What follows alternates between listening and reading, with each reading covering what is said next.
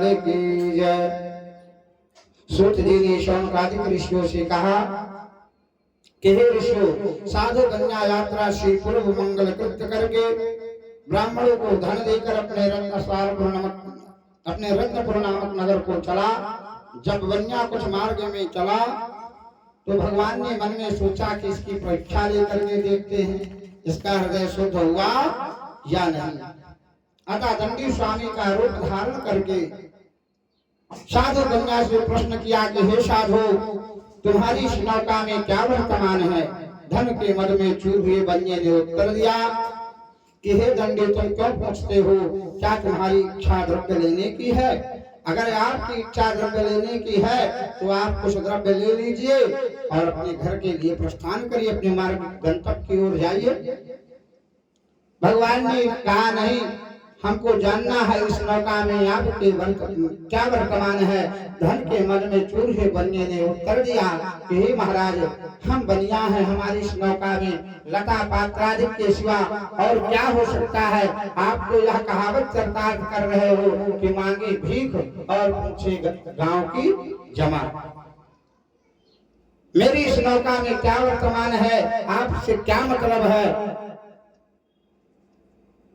जब ऐसा कहा और उसके बाद अपना निष्ठुर वचन सुनाया कि हमारी इस नौका में लता पात्रादि मिर्च मसाला यही सब वर्तमान है, भगवान ने कहा तुम्हारा वचन सत्य हो।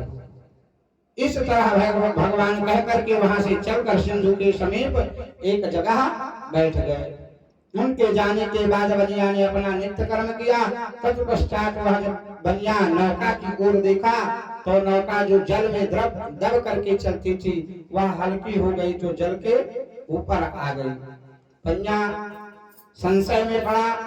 उसके बाद बनिया जब नौका पर चढ़ करके नौका को खोल करके देखा तो नौका में जवाहिरात की जगह लता पात्रादिक मिला। बनिया मूर्छित होकर के पृथ्वी पर गिर पड़ा।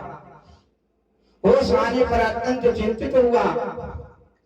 तब बनिया के दामाद ने कहा, शोक तथा चिंता क्यों करते हो? यह तो श्रेष्ठ प्रज्ञों का वचन है।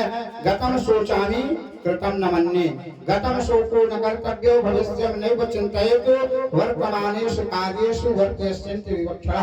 ना तो गए हुए चीज की चिंता करना चाहिए और न भविष्य काल में क्या होने वाला है इसकी चिंता करना चाहिए। वर्तमानेषु कार्येषु वर्तयन्ति विवक्षः, वर्तमान परिस्थिति जैसे चल रही हो उसके आधार में कार्य को आगे बढ़ाना चाहिए। क्योंकि चिंता चिता से कहती है कि तू मुर्दे को जलाती है और मैं जिंदे को जलाती हूँ। अतः हे पिताश्री, आप व्यर्थ में चिंता ना करें। माल पुनः मिल जाएगा है दंडी का श्राप और उनसे जा मांगो क्षमा विनय पूर्वक आप।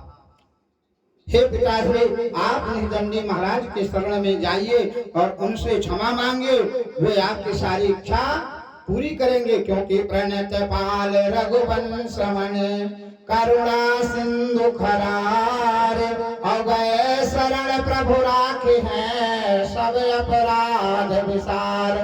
मोह मूल बहुशूल प्रज त्यागहु कमय अभिमान, अभजहु राम रघुनायक कृपा सिंधु भगवान। श्री गीता जी में कहते हैं भगवान उपासना भी पुष्ट करते मेरा ध्यान है, मैं तृप्त करता हूँ उन्हें शुभ योग क्षेम प्रदान कर। जो मनुष्य मेरा मनन चिंतन भजन पूजन इत्यादि चीजों से ध्यान करता है वह किसी भी प्रकार से उसके ऊपर मैं किसी भी प्रकार से कष्ट नहीं आने देता। इस प्रकार दामाद की बात सुनकर साधु बनिया दंडी स्वामी के पास गया और सर्वग्रह पूर्वक भक्ति पूर्वक दंडोत श्रद्धा सहित भक्ति पूर्वक दंडोत प्रणाम किया।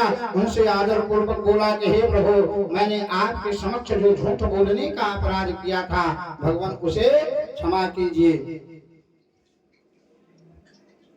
इस प्रकार साधु बनिया बार बार दंडोत प्रणाम किया तथा महाशोक में विह्वल हो गया, रोने लगा। साधु बनिया को अत्यंत विलाप करते हुए रोते हुए देख कर दंडी स्वामी ने कहा, हे साधु रो मत, तुमने मेरा पूजा करने का वादा किया था किंतु अभी तक नहीं किया, इसलिए हे मूर्ख मेरी ही आज्ञा से तुमको बार बार दुख प्राप्त हुआ है।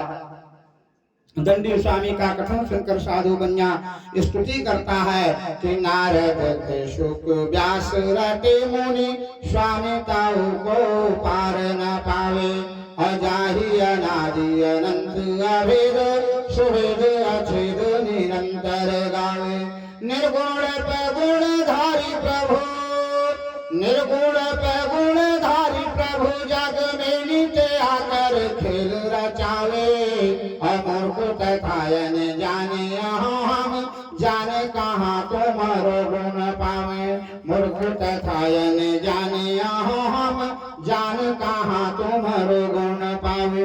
हे भगवान, आपकी माया से ब्रह्मा इत्यादि देवता भी मोहित हैं, वे भी आपके आश्चर्य गुण तथा आपके आश्चर्यजनक रूप तथा गुण से अनभिज्ञ है। मैं तो मूर्ख हूँ, माया में लीन हूँ, इसलिए मैं आपको कैसे जान सकता हूँ। अब मेरी गलती को क्षमा कीजिए, मैं आपकी शरण में आया हूँ, अतः मेरा पूर्व धन दे करके मेरी रक्षा कीजिए। इस प्रकार साधु की भक्ति बात सुनकर दंडी स्वामी ने कहा, धन का घमंड प्यारे मन से तुम दूर करो और दौलत खजाना सब यही रह जाना है। अवल्प काल जीवन में राम पर तुम ध्यान धरो, आए जहाँ से फिर वहीं जाना है। झगड़े लड़ाई कहे कुछ भी काम नहीं, काहे को तुमको किसी से बैर बढ़ाना है। लाखन में एक बात तुमको बता रहा हूँ, काहू को सताओ मत, अंत मर जाना है। नर काम क्रोध प्रलोभन से सदैव जो मुक्त है, वह प्राप्त करते हैं मुझे, शुभ आचरण से युक्त है। इस प्रकार दंडी स्वामी ने बन्या से कहा। उसके बाद दंडी स्वामी को वर दिया कि तुम्हारा मनोरथ सिद्ध हो, अर्थात तुम्हारा यज्ञ तुम्हें वापस मिल जाए। इस प्रकार वांछित फल देकर दंडी स्वरूप भगवान वहीं पर अदृश्य हो गए। इसके बाद साधु ने जब आकर नौका की ओर देखा तो नौका द्रव्य से परिपूर्ण पाया। बन्या लोगों से कहा, सत्यदेव भगवान की कृपा से मुझे वांछित फल प्राप्त हुआ है। तत्पश्चात वह बन्या स्वजनों के सहित उसी स्थान पर श्रद्धा पूर्वक भगवान का पूजन करके उनकी कृपा से घर के लिए प्रस्थान को उद्युक्त हुआ और हर्ष पूर्वक सत्यदेव के प्रसाद से नाव की सब चीजें संभाल कर दामाद से बोला, वह देखो। दामाद और नौकरों के साथ साधु बन्या स्वदेश को रवाना हुआ। कुछ समय बाद वह अपने नगर के समीप जब पहुंचा तो दामाद से बोला, वह देखो अपना रत्नपुर नगर दिखाई पड़ रहा है। इस प्रकार कहकर उसने अपने द्रव्य की रक्षा करने वाले दूतों को अपने घर भेजा। जब दूत नगर में पहुंचा तो साधु की स्त्री को देखकर हाथ जोड़कर प्रिय वचन में बोला कि आपके पति और दामाद सब लोगों के साथ बहुत साधन लेकर नगर के समीप आ गए हैं। दूत के मुख से यह वचन सुनकर उस पतिव्रता पत्नी ने प्रसन्न होकर उसी समय अपनी कन्या से कहा, तुम सत्यनारायण का पूजन करो, मैं शीघ्र पति का दर्शन करके आती हूँ। ऐसा कहकर वह पति का दर्शन करने चली गई और कलावती ने अपनी माता की इस तरह की बात सुनकर शीघ्र सत्यदेव का पूजन समाप्त किया और भगवान का प्रसाद बिना ग्रहण किए ही वह अपने पति के दर्शन के लिए चल दी। इससे भगवान ने रुष्ट होकर उसकी पति की नाव को द्रव्य सहित जल में डुबो दिया। इसलिए कलावती कन्या अपने पति को ना पा सकी और महाशोक में रुदन करते हुए भूमि पर गिर पड़ी और कहने लगी, हे विधिना दूर का दिगाड़ा जो शिवायो हमें दुख डारा, अब दिन पद कर मोर कहाँ ठिकाना, यही ते अच्छा मोर मर जाना। इस तरह नौका को डूबी हुई और अपनी कन्या को अत्यंत विलाप करते हुए देख करके दुखी देख करके साधु बन्या मन में भयभीत होकर के सोचने लगा कि महान आश्चर्य की बात है। तथा नाव खेने वाला मल्लाह भी धर्म चिंता से युक्त हो गया। इसके बाद लीलावती कन्या को विलाप करके देखकर पति से बोली, हे स्वामी, देखते ही देखते नौका कैसे लुप्त हो गई, क्या जाने किसी देवता की माया हो। किंतु सत्यनारायण का महात्मा कौन जान सकता है। और उनकी शक्ति जानने की किसमें शक्ति है, कहीं उनके क्रोध से तो ऐसा न हुआ हो। इस प्रकार कहकर विलाप करने लगी तथा कलावती को गोद में लेकर लीलावती रोने लगी। इसके बाद अपने पति को नष्ट हुआ देखकर मन में विचार करने लगी कि जब पति देवता नष्ट हो गए तो मैं जीवित रह करके ही क्या करूंगी, क्योंकि न तंत्री वाद्यते वीणा न चक्रो विद्यते रथा न पति सुगमेधते ह्यास्यादहि सतात्मजा। जैसे बिना तंत्री के वीणा अधूरी होती है, बिना चक्र के रथ अधूरा होता है, ठीक उसी प्रकार एक नारी का पुरुष के बिना जीवन अधूरा होता है। इसलिए अब मैं जीवित रह करके ही क्या करूंगी, मुझे सती हो जाना चाहिए। वह इस तरह मन में सोच कर गई और पति की खड़ाऊ ला करके माता से कहती है कि चंदन चिता बनाय और रुचि आग लगाय हो, देह भस्म हो जाए जामे मेरी सकल विधि। माता श्री चंदन की चिता लगा करके उस पर मैं लेट जाऊं और उसमें आप आग लगा दीजिए, जिससे मेरी शरीर जल करके राख हो जाए। साधु बन्यासुक कन्या की बात सुनकर वैश्य की स्त्री बहुत दुखी हुई। साधु बन्यासुक से अत्यंत दुखित होकर सोचने लगा कि यह मेरा सब वैभव भगवान सत्यनारायण ने हरण किया है, मैं उनकी माया से भ्रम में पड़ा हूँ। तत्पश्चात उस बन्या ने सबको एकत्र किया और उनके सामने अपना मनोरथ प्रकट किया कि यदि मेरा कष्ट सत्यनारायण स्वामी दूर करेंगे तो मैं अपने ऐश्वर्य के अनुसार उनका पूजन करूंगा, क्योंकि बारंबार मेरी अज्ञानता पर कुपित होकर के वह मुझे कष्ट दिया करते हैं और वही मेरा कष्ट निवारण करते हैं। अतएव मैं उन्हीं की शरण में आया हूँ, वही मेरा कष्ट दूर करेंगे। यह कहते कहते वह वैश्य प्रेम विह्वल होकर सत्यनारायण की प्रार्थना करने लगा और बारंबार दंडवत प्रणाम किया।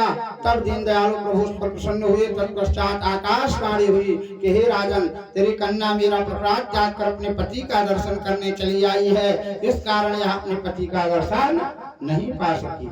यदि कन्या घर जाकर के पुनः प्रसाद ग्रहण करके वापस आवेगी तो इसका पति से निसंदेह प्राप्त होगा।